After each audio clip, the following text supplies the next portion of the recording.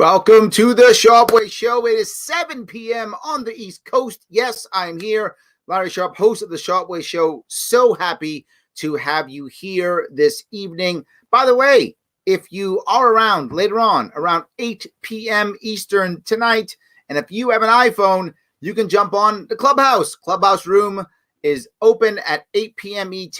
Connect, look for Larry Sharpe. I will be there talking about New York City lockdowns, good, bad, or something else. Tell me what you feel. Talk directly to me tonight, 8 p.m. Eastern. But before that, do me a favor, like, comment, share. I could use you to like, comment, share. Let people know we are out here doing this. Let people know that we are trying to make something happen in this country. We got a little bit of media, blackout, a little bit of a media lockdown. So you know what? Comment, share, like, get those algorithms going. We need them absolutely. And of course, if you got some cash, support the show, patreon.com/sharpeway. Throw any cash you can throw at me. I'd appreciate it. You got some of those Trump bucks, some Biden bucks, those stolen bucks. Happy to pick those up. And as always, head over to theadvocates.org. It's free. The link is right here in the description. Click that, take the human respect test, pass it around with people, about 3 minutes, and you're done. Life is good. So I wanted to bring up something today because it is this month is the beginnings of Black History Month. And I think the issue, I wasn't really going to say much about it. I bring it up a little bit every month, but I brought it up this time because my daughter in school was, of course, learning about it. And as she learns about it, the number one thing she begins to learn about is slavery. That's a huge piece. And I get that. It's clearly the reason why most African Americans are here in America, right? Brought over here as slaves. Get it. 100% makes total sense.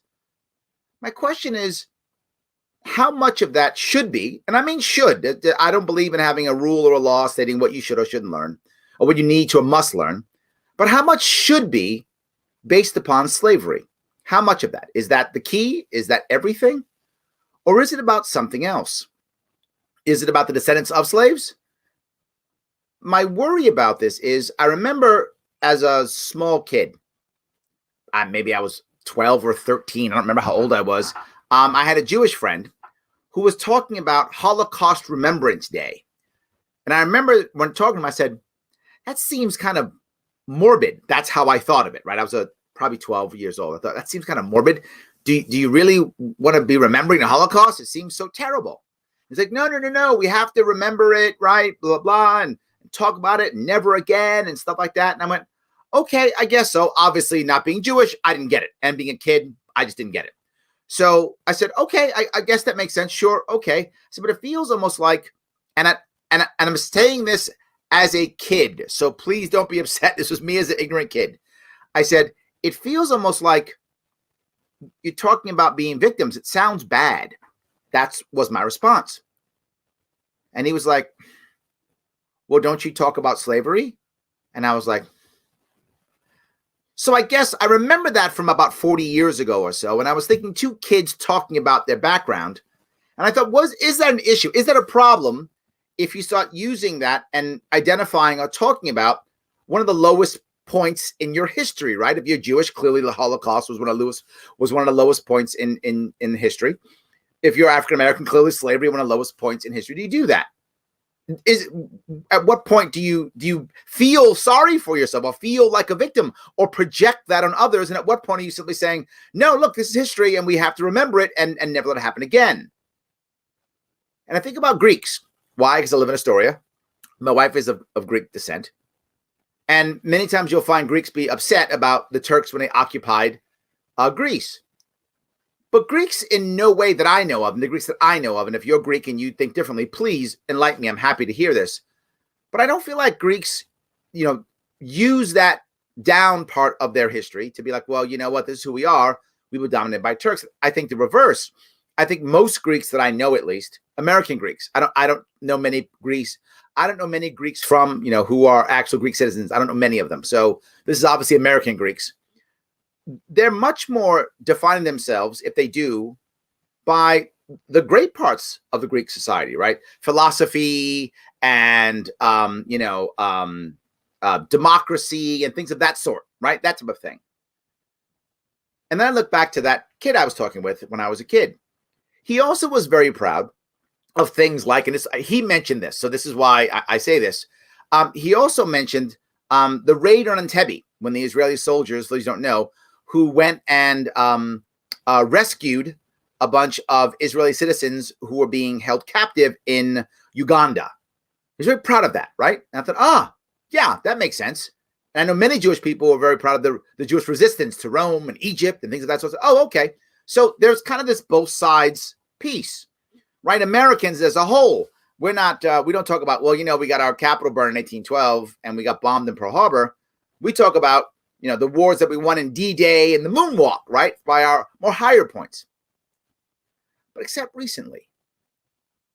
And I say this recently because I think it fits both Americans and it also fits with, I think, maybe African Americans here.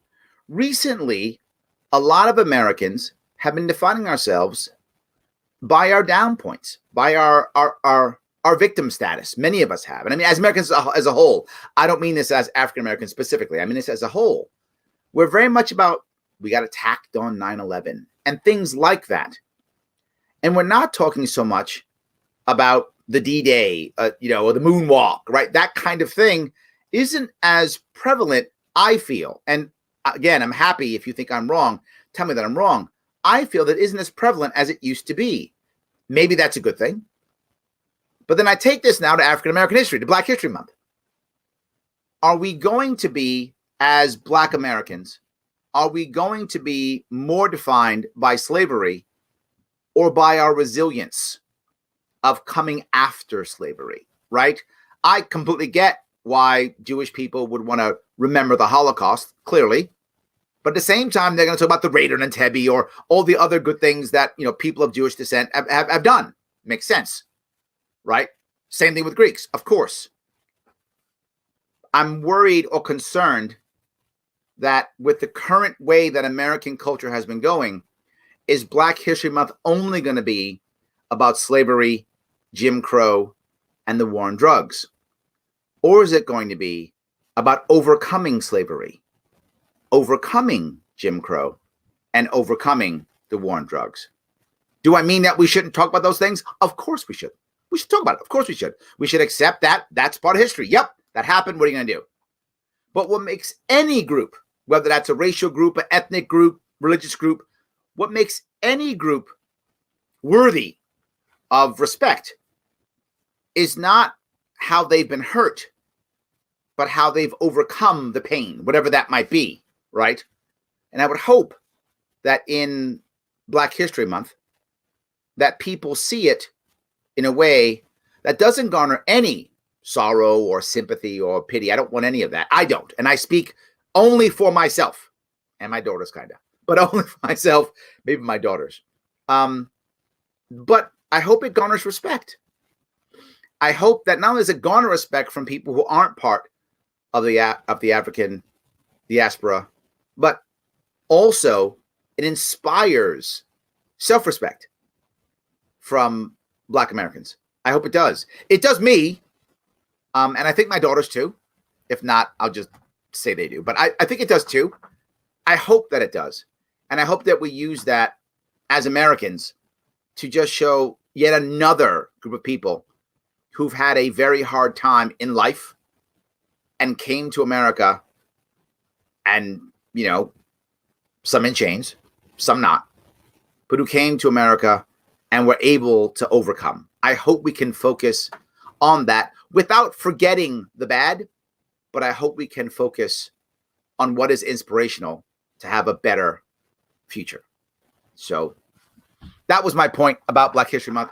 I hope that made sense to you guys. Let me grab a couple of comments and about that. So there we go. Larry, hey, how are you? So glad to see you. Yes. How do I get into Clubhouse? Okay, for those of you who want to get into Clubhouse, someone will invite you. That's how that works. Clubhouse is a cool kids club. Sadly, but it is a cool kids club. You have to get invited. So you need to know someone who can invite you. I don't have any more invites left, so we have to get people to invite you. So tell your friends who've got it to invite you. That's how you get into Clubhouse. Yes. So what do you think of just not talking about it anymore, the Morgan Freeman approach. I'm not a fan of that. I mean, should we not? And I'll go back to the example I meant with Jewish people. Should we not talk about the Holocaust? I think we should. We should bring it up. I don't think we should define, and this is my opinion, I'm not Jewish, so my opinion only, and the Jewish population can take that for whatever they want. It is my opinion that we shouldn't define Jewish Americans by that, but it's part of their history. It's part of who they are. It's part of, what forms their culture. It's part of it, and we should talk about it. But I don't think we should define them by it, right? I think that's a part of what they came through. We should look at that, the respect of those who came from it and were able to move on and have a successful life, even imagining what they went through in that time frame. So that's what I think. I don't think we should not talk about it. I think nuance. I talk about nuance all the time. There's a nuance to slavery. We should talk about slavery. It existed. It affected us tremendously. So we should talk about it. And the thing that I want to bring about that is, for those people who came to America and had trouble or problems, or for the Jews of Europe who had those same horrible issues, right? Who they had it, they were still able to fall back upon their culture to look to it for strength, to look to it for all those types of things, right? African Americans didn't have that, right? We didn't have that because our culture was taken away from us, so we weren't able to go back and go, well, just like when our families were in Africa and we had this problem, then we solved it this way. We couldn't fall back to that. We were like, all we knew was slavery. All we knew was chains. It's a different, it does change how you think about life and how your culture grows. It definitely does change that. And in many ways, the culture of African Americans became almost like a poor culture because that's what we knew, being impoverished and in chains. So just change a bit. So I don't want to not talk about it. I just don't want to be defined by it, but I want people to understand, this is why some people are, I mean, why do you think, so many Jewish people are worried about anti-Semitism? Right? The Holocaust. Yeah. Makes sense, right? I get it. So I think that we do want to talk about it. And I do talk about it sometimes. I'm never afraid to talk about race. You guys know me well enough that I'm happy to have a conversation about it. I'm never unhappy to talk about slavery. I just bring it up when I think it's appropriate, right? That's my issue. I bring it up when I think it fits. It's Black History Month. I'll bring it up, right? But otherwise, I probably wouldn't. I bring it up when I think it's appropriate. We should, if we can't talk about this, then how do we get past it? If we can't talk about it, then how do we understand each other? I think we should. I'm not a fan of not talking about it. I am a fan of talking it, but just not making it the central part of my life or the central way of defining, Africans in general. But I brought up there's different parts of African Americans now in America. There's the African diaspora, which is basically people who've come from Africa, and then it's descendants of slaves. They're all part of the diaspora, which is basically people who come from Africa, but descendants of slaves are a little bit different. In that, say, if you came from Nigeria, right, or something like that, or even Barack Obama, whose family came from Kenya, while they are African Americans, clearly they aren't descendants of slaves. So I don't want to necessarily link everything to slavery, because I do have a group of African Americans who've come who aren't part of that legacy. I mean, they suffer the consequences of it still, right? Because our culture has advanced because of it. So they still suffer some of the consequences of it. But their culture didn't come directly from that, if that makes any sense. I hope that was clear. So April 24th, 1950 was the start of the Armenian genocide. Remember that, and your wife being Greek may honor it. Mostly Armenians and Assyrians were slaughtered. Yeah, right. Absolutely, right. If you're Armenian, do you just forget the genocide? Do you just forget it? I would hope Armenians, and again, I'm not Armenian, I would hope Armenians wouldn't want to be defined by it, like this is who we are the victims of this genocide. But I would hope you would, accept it as that's part of your culture. It's part of who you are. It's part of how your culture has evolved. It's part of why, it might be a part of why you've come to America. I mean, I don't know your specific story, but I do know of people who fled and came to America. Perhaps your family was one of them. So it may even be that. So yes, there we go. So, All right. There we go. She just says it. I'm sorry. Yep. Adrian, I should have read your next comment. Yes, remember the Armenian genocide on 4/24, but celebrate our culture and such. We were not decimated at the same time. Great quote about it in the movie about it with Christian Bale. Okay, I got to check the movie out. I appreciate that. Pete, if you're not invited, you're not cool. Sorry. I love you, Pete. People probably don't want to hear about the dead again. I'm teasing. I love you, Pete. You know that. Yes. The younger generation needs to know history so it doesn't repeat it. I agree completely with that, Ben. I think you're exactly right. That's my reason why I think we need to keep talking about it. And again, not every day. It's not part of, I don't wake up in the morning and go, hi, look in the mirror. Hi, descendant of slaves. I don't do that. But do I recognize it? Of course, as you should. And I'm sure Adrian doesn't every day go, I'm a descendant of people who were part of genocide. I'm sure she doesn't do that. But it's part of her culture and part of who she is. And if we don't look at history doesn't actually repeat. It rhymes, as they say. And I agree with that. Similar things happen again and again. And it always seems like it's okay until it's you, right? Until it's you. Then it's a problem. Until it's yours, people you love, you care about. Then it's not so good. So I agree, Ben. We do want to talk about history. Absolutely. And I don't think we want to sugarcoat it. I also don't think that we want to blame everybody currently for it, right? I don't want to blame the Turk alive today for the genocide of 100 years ago. Do I want to recognize that it was Turks who did it? Yes. Do I recognize that? Do I want the government to recognize that? Yes, I do. But I don't want to blame the individual Turk today who's growing up, who's 17 years old and was nowhere near there. I don't want to blame that individual, but I do want to recognize what happened. Absolutely. So I hope that was clear. So speaking of Black history or Jewish history, etc., you are going to regulate their history to a month? Oh, yes. I agree with Morgan Freeman. It's American history. It is, right? I do agree. And by the way, Black history got the shortest month. See that, Tommy? Morgan Freeman was right. I'm teasing. But no, it is American history. The problem that we have, and this is an issue that we've been very bad at this as Americans. Our history traditionally has been only the history traditionally of the white male in our history books, which I'm not against white males, as you know, and white males have done many great things in America, but we really didn't in the past add the other aspects of people who were doing things, right? For most of American history, the vast majority of Americans were white, of European descendants, and most of the people in charge were men. That's true. So obviously most of the things were going to be done by white males. Okay. But we didn't add the other things. We hardly did at all. If you see history books in the 40s and 50s and 60s and 70s, I mean, nothing.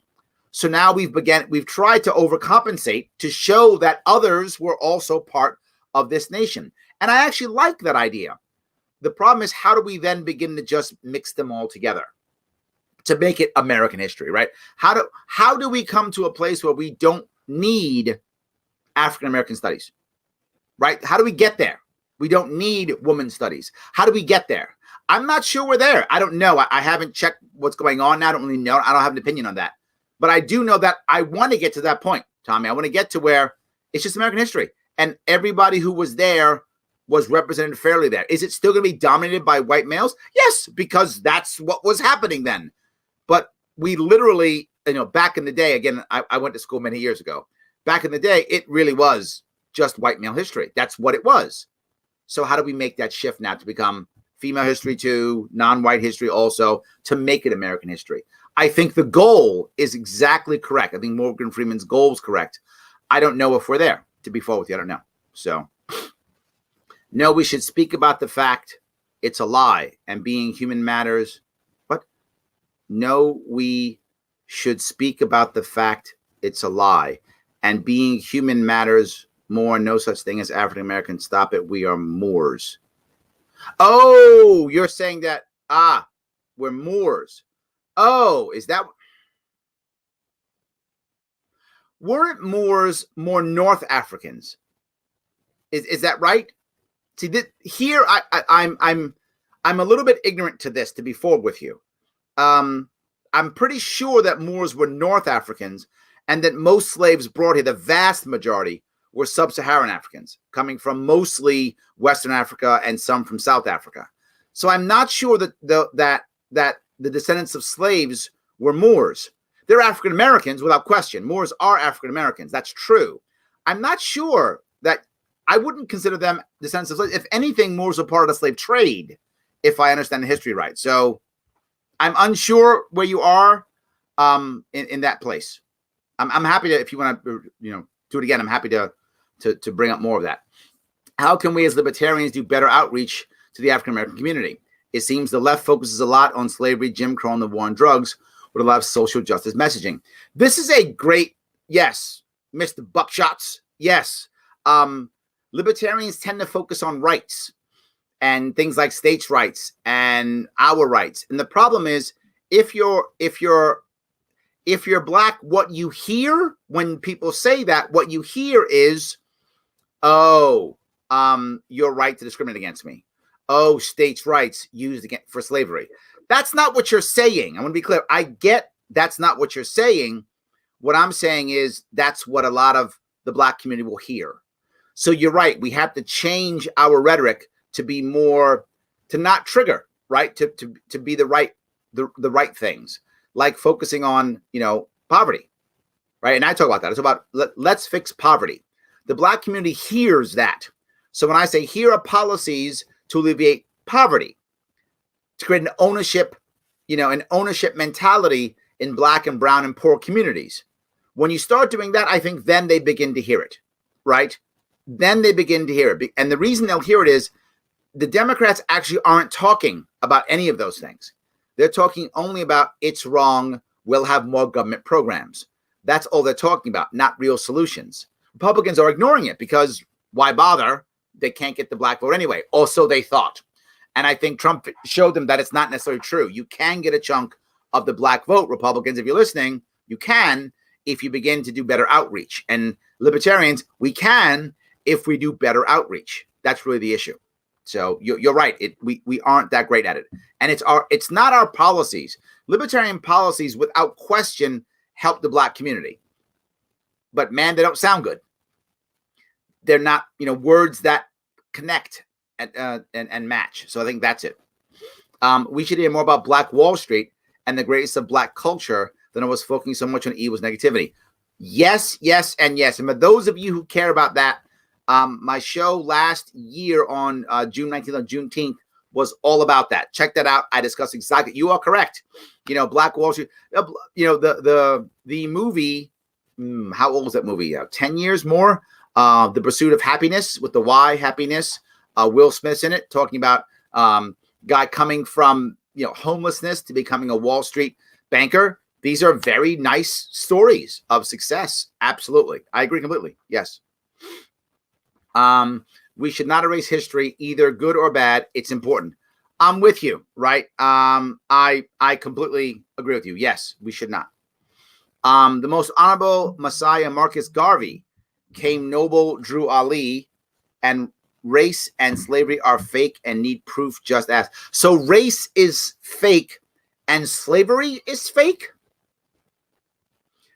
If your argument that race is fake, meaning that it's much more of that people aren't naturally racist and we're more tribal and we've kind of made a way by skin color to be tribal against each other, I could buy that argument. There's an argument for that, and maybe that's correct. To say slavery is fake, okay. I'm asking for proof on that one. I'm not seeing that as true. There's just so much insane evidence slavery not being fake. You'd have a really hard time proving that to me. I'm not sure I even want to walk down that hole. So, but thank you. I'm open to talk. I'm totally open to talk. The race thing, okay, I can talk. The slavery thing, I'll still talk, but that's going to be that's a tough road for me to go down. So, to me, it seems the LP tried to take a leftward approach by embracing social justice messaging and BLM. It also seemed to turn a lot of right-wing libertarians during 2020. How can we do better? I think that was actually normal, right? A lot of people were upset that the LP kind of shifted left. Remember, the LP The Libertarian Party is by default the party that is anti-establishment. Who was the president? Republican, right? Trump was the president for 4 years. By default, the party is going to be anti-Trump because they're anti-Trump. The party was anti-Obama when Obama was president. The party will be anti-Biden now that Biden's president. So the party tends to lean the opposite of whoever's in charge. That's normal. I think you're going to see the party kind of shift a little bit right now because Biden's president. So of course you should the left. We're anti-establishment. If you look at New York State, blue state, New York State libertarians lean right. Oklahoma, red state, they lean left. Doesn't mean that everyone in the party's left or right. Doesn't mean that. It means that we tend to get more people from that side. It's not 100% rule. We tend to get more, that side, because if Trump's the president and you lean right, well, your guys there. What do you need libertarians for? Right? So you will get less of them when Trump is president, and we'll probably get less Democrats, sadly, when Biden's president. I like to get more of everybody. So I do think it's kind of the thing, but generally speaking, I want us to not just say the other guys are bad. I don't want us to just embrace their rhetoric. I want us to create our own rhetoric and our own policies. That's the answer, Mr. Buckshots. Our own policies that they don't have, like regulate like onions. Yeah, I'm pointing my finger at everybody else because I pointed at myself first. When I ran for office, I had policies and rhetoric that was libertarian, right? Leasing out naming rights for bridges, right? So we can pay for infrastructure. That was libertarian ideals, libertarian ideas. That's what I think we want. So I hope that was clear. So Brenda Ware, Horton, Larry Sharpe is a very smart. Thank you, Nick. I appreciate that. Absolutely. Yes. My grandmother on my mom's side was Armenian, but she was gone before I was born, so I got no stories. Oh, that's too bad. The stories are the things that keep us going. Too bad. So, well, maybe you can call some of your Armenian friends now here. Call Adrienne, maybe tell you some stories. It's not bad. We can try that if you want to. Yes. So there we go. Bingo. I hope there's an Armenian community that you can tap into. Yes, absolutely. Yes. So I hate the PC police wanting to discredit the contributions of our nation's founders because some had slaves. I say the same thing always on this, Josh, right? I think we want to judge people by their peers, by their contemporaries, right? If we don't do that, if we judge people by today's standards, can you respect anybody prior to like 1980? I don't know. I mean, I guess everybody prior to 1980 is evil. I mean, how can you put the standards that we have now on anybody from, far in the past? I don't know if you can. You have to, look at them by their contemporaries, by their peer group, right? I think you have to. Otherwise, it's not fair to them. I mean, I don't even want to judge myself from myself 40 years ago. The things I thought and said. I just said some things, and I admitted to you some things I said as a kid that didn't really make much sense. But I was a kid, and I was ignorant, and I said these things. So I would hope you would have judged me by other 11-year-olds of my peer group, not me today. So I do think we shouldn't just discredit.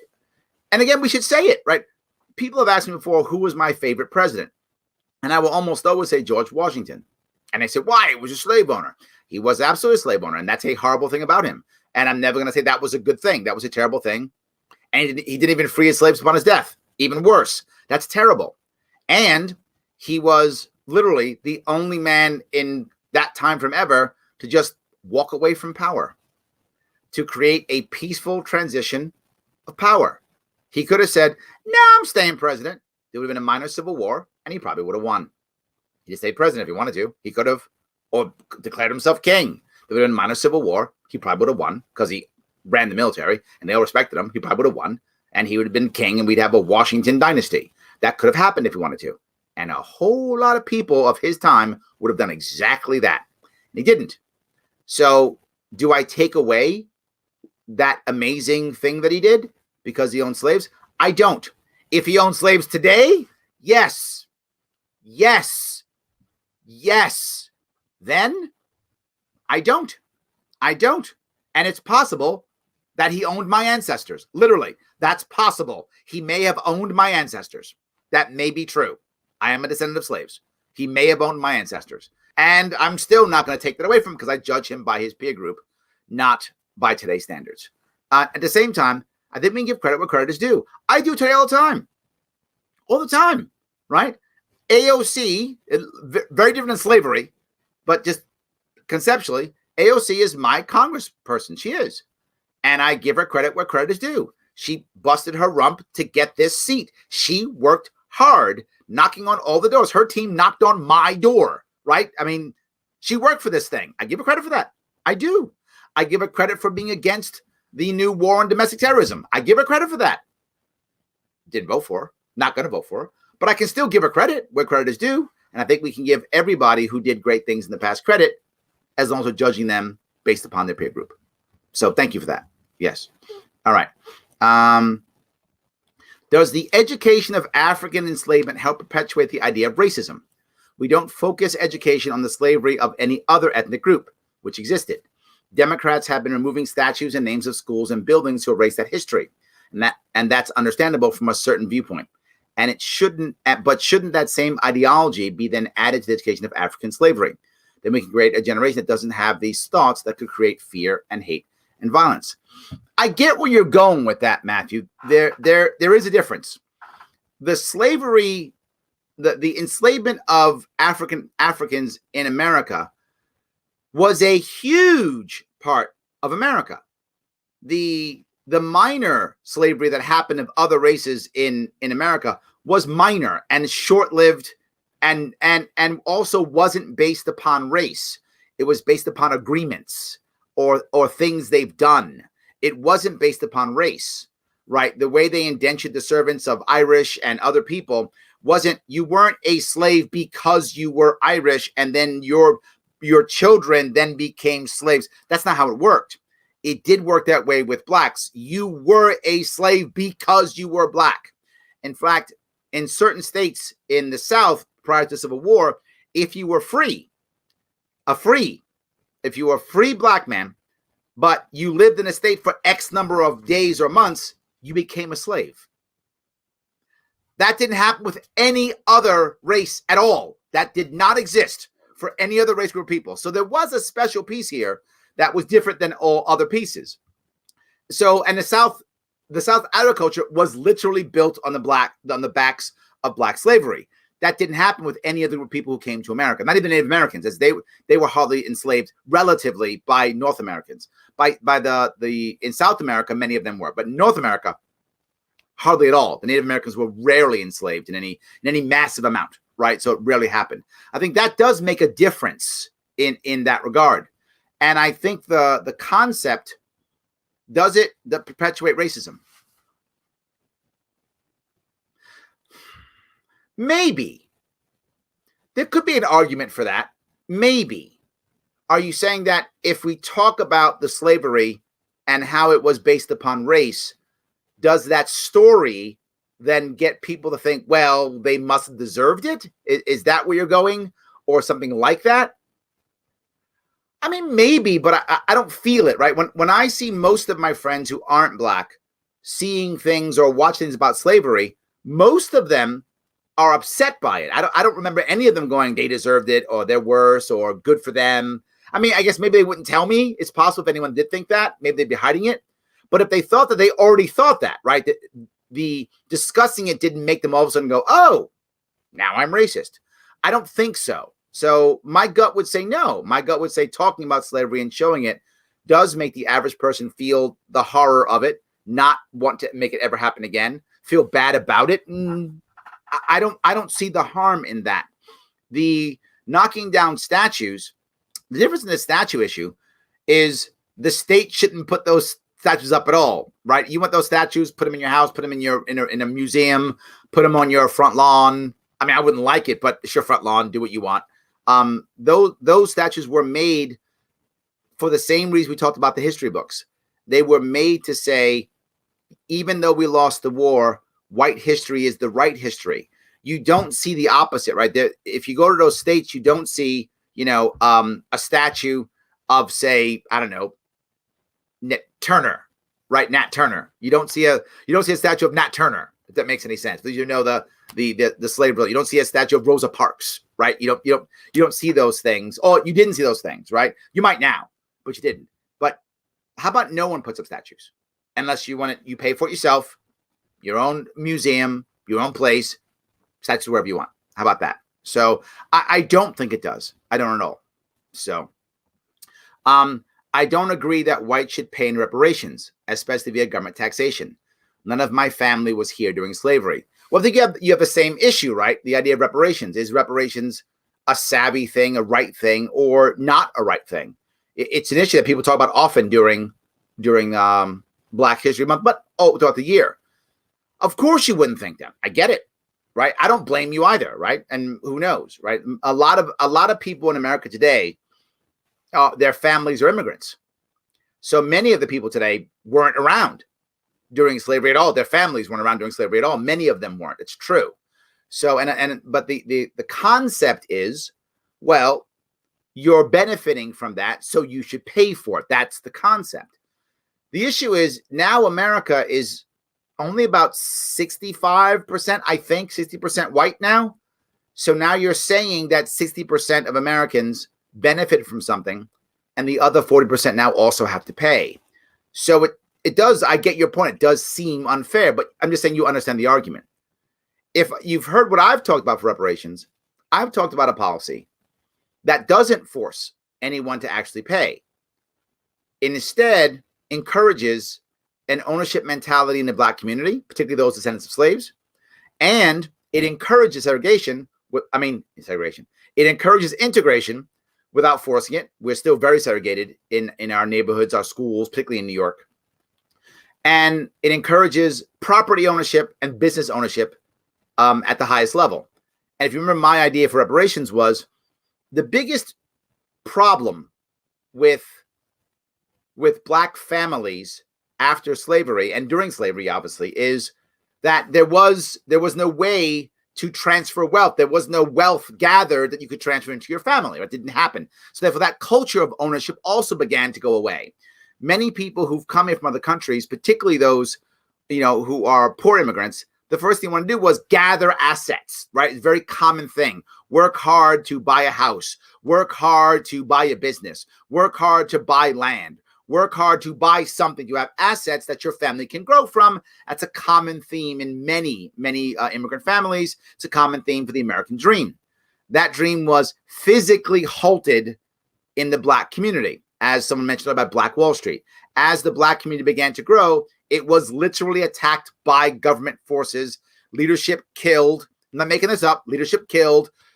Facilities and houses burned to the ground. That didn't happen in the Irish American community, in the Italian American community, in the Jewish American community. And of course, all of these communities had to deal with horrible discrimination, had to deal with all kinds of problems, and they did. I mean, kudos to those communities. I mean, look at our Supreme Court, filled with, Irish and Italian and Jewish family, Irish American, people who are from immigrant class. Brilliant. Kudos to them for moving past all of that. Awesome. The one that they didn't have to deal with was 150 years of state government sponsored violence against them that it didn't have to deal with.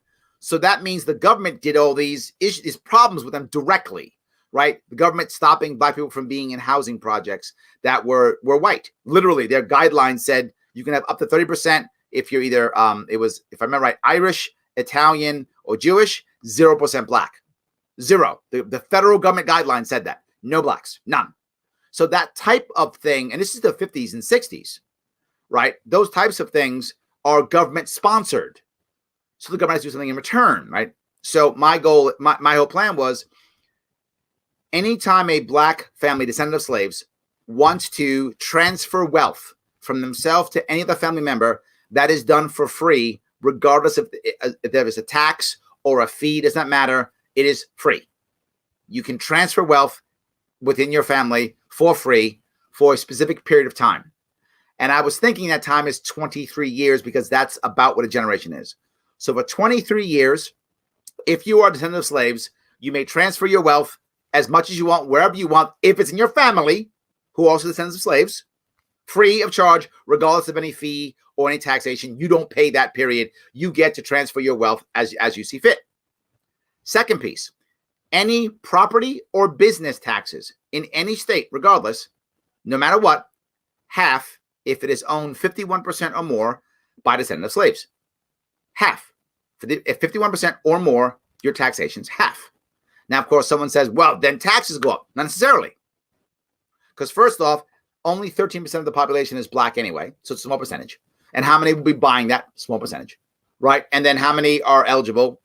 Again, smaller and smaller. And how much is property tax compared to our entire tax burden? But what should happen, if my economics are correct, that will spur a whole lot of new buying. Why? Because, Brian, you decide you want to start a business. Well, when you start this business, if it's 51% owned by descendants of slaves, you're paying half tax. First thing you're going to think of is, where are my black friends? That's what I want. And now, even at the highest levels, you're in New York City going to buy a building, whatever, the building's $10 billion, whatever the cost of the building is. A lot of tax in that building. What am I thinking now? Where are my black friends? Yeah, I'm going to try my best to make that happen so I have an advantage, giving a market advantage to people who are able to do joint deals with descendants of slaves.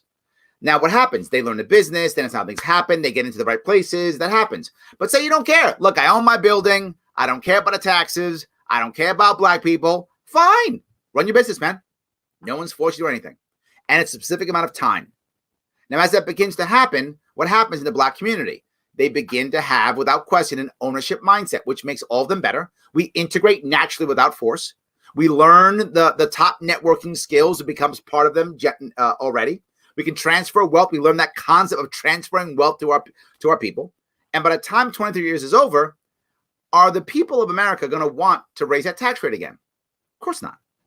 Are the people of America going to already be thinking about trying to lower that tax rate over 23 years to get to that level anyway? Aren't they? Yes. So the end of those 23 years, it's going to be a massive cut in property tax and business tax. Thanks to who? The African American community. So what do all the other people say? Thanks, black people. You lowered our taxes. You're the best. That's what I want. I think that style, and maybe we change the specifics, but that style of reparations to me seems to make the best of both worlds. You gain something, you pay it back without punishing people who don't want to be punished. You encourage integration without forcing it, and you gain a community of people to give them, to encourage an ownership mindset in a group of people that will support them for the generations afterwards. So hope that was clear. So. All right. What's your take on the Black Lives Matter agenda to be taught during Black History Month? I'm not sure what that is, actually, Charles. I'm not really sure what that is. I don't know if I can answer that question. I know that the organization Black Lives Matters is much more of a socialist organization. I don't know. I would assume if it's teaching that, that's something I would be against. I'm assuming, but I actually don't know what that is. I wish I could give you the answer. I'm actually not sure. It's not my thing. Not my thing. I want to localize school like there's no tomorrow. So if in your school you think it's appropriate, you should. That's what I would say. In today's society, I feel like productive conversations about these types of subjects are being lost because people are too afraid. Yes. How do we get past that, in your opinion? I think it's exactly what I said. We just talk more and talk more, just like this. We just talk about it. I'm not mad. I'm not trying to get you to think that I'm, you got to feel sorry for me. I'm not doing that. Not who I am. Never did. Wayne, you knew me in the Marine Corps. I was never that way. I was never like, you got to do this because I'm black. I was never that way. I wasn't then. I'm not now. Right? I wasn't then. I'm not now.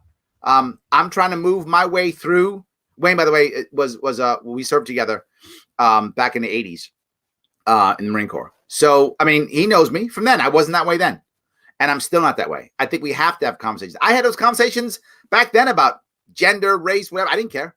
We have to have those conversations constantly. The more we have it, the more it becomes okay. Not be angry. Right? Brian says he doesn't want whites to pay. I'm not mad at him for that. I understand it. Let's talk about it. It's fine. Let's have a conversation. Absolutely. So, the Moors sold them. I thought that's true, Stephen. I thought Moors were part of the slave trade and selling. My history may be off on this, but I believe that was true. North Africans were actually part of the slave traders who were in the slave trade. I think that's correct. And the monopoly of government schools, then people decide on the history they'd like to teach their own schools, no centrally mandated white or black history. I think it's not a bad idea, right? I think as long as we are transparent, and that's all I care about, transparent so parents know what their kids are being taught, transparent so the people around know what's being taught. I'm not against that idea, right? I think the closer we get to that, we're not going to get exactly there, but the closer we get to that, the better it is, Craig. I completely agree. Yes. Where's Irish History Month, Caucasian History Month? I definitely want Black history we talked about, but giving on group a month and not others leaves some people alienated. This is a very a big point, Jimmy, and there is a level that we have to be concerned about. Now, why would you not do Irish History Month or Caucasian History Month? Because traditionally, that's what history's been, right? To my point earlier, if you look at the textbooks from the 70s, 60s, 50s, the vast majority of them were just white males. That was the entire history. That was what it was. So the goal of this was to kind of, say, hey, there's other histories. I want us to get to a point where, like Tommy said, right, to at one point where it's not required, where it's all American history, right? That's what I want. I don't know if we're there yet, but I'd like us to get there without question. But the goal was to say, look, there's other history, right? The amount of people, one of the best parts about last year in George Floyd is, as much as it's horrible that he died, the number of people who I knew who didn't know what Juneteenth was. Right? That should be the goal of Black history. The number of people who didn't know what Black Wall Street was. I mean, people didn't know that. You should, right? You should know that's what happened in history. So I think that's the reason why. I don't want to perpetuate even more boxes, because then when is there Irish American history and then Armenian American history and then do we keep going? I'd rather not do that. I'd rather keep the ones we have, integrated effectively until we don't feel like we need it anymore. I want us to feel like we don't need it anymore. That's what I want, Jimmy, because you're right. As we harp on this a lot, and there's the other side, I guess to Wayne's point, right? I want us to have these conversations, but I don't want it to be every single day or even every week. Because if we harp on it, then what happens? People begin to feel alienated. I mean, look, if you're a white guy and you hear someone talk about Black History Month, my assumption is you go, okay, good for you, and go about your business. That's my assumption. Maybe I'm wrong. You can tell me if I'm wrong on that. You go, yeah, good. All right, you move on. You do your stuff. But if you heard every week, every month, black, black, brown, brown, black, black, brown, brown, eventually they go, what you just said, what about me? At one point, you start alienating. And I think that's currently what's been happening with a lot of the Democrats currently. Every single policy has been, here's a policy, and we're going to focus on Black and brown communities. Here's a policy, and we're going to focus on Black and brown communities versus just here's policy and move on. And I think white males are starting to feel more and more alienated. And I get that. I understand that. I think you have a valid point, Jimmy.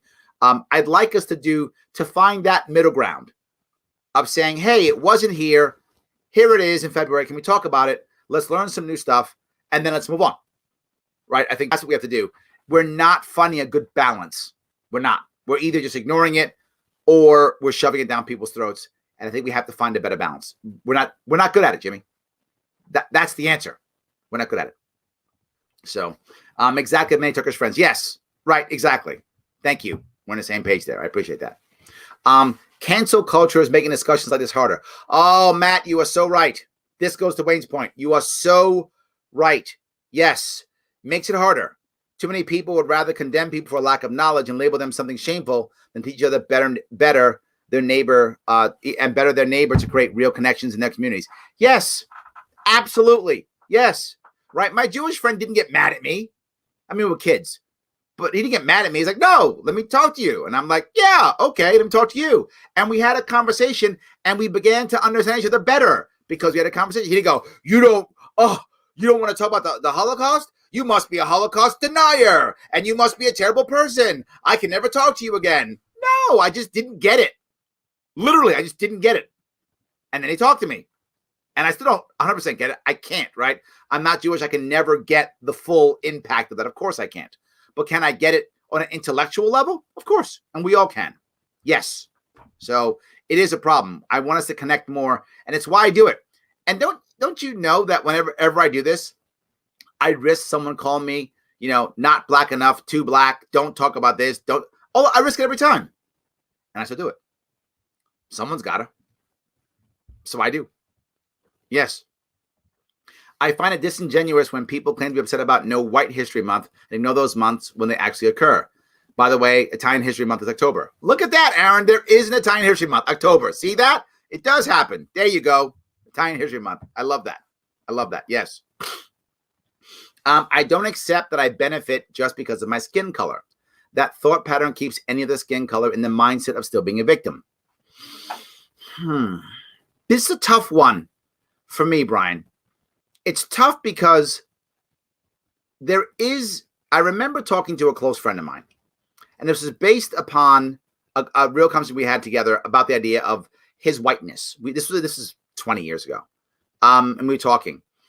And I said, I don't think that a white guy gets up in the morning and goes, I'm so happy I'm white. La, la, la. I don't believe that at all. I mean, I guess maybe some racist, crazy guy does. But I think the average white guy just goes to work every day or does his own thing. He doesn't think about his whiteness. I don't think he does. I would hope black people don't think about their blackness. Hope they don't think about it when they wake up in the morning. I would hope not. I don't. But I do think, when I talked to him about it, I asked that question. He's like, no, I don't. You're right. But he said something. He was very funny. He said, but Larry, I wouldn't give up my whiteness. Not in this country. I wouldn't do it. And Chris Rock did a joke on this. He said, white people don't want to be me, and I'm rich.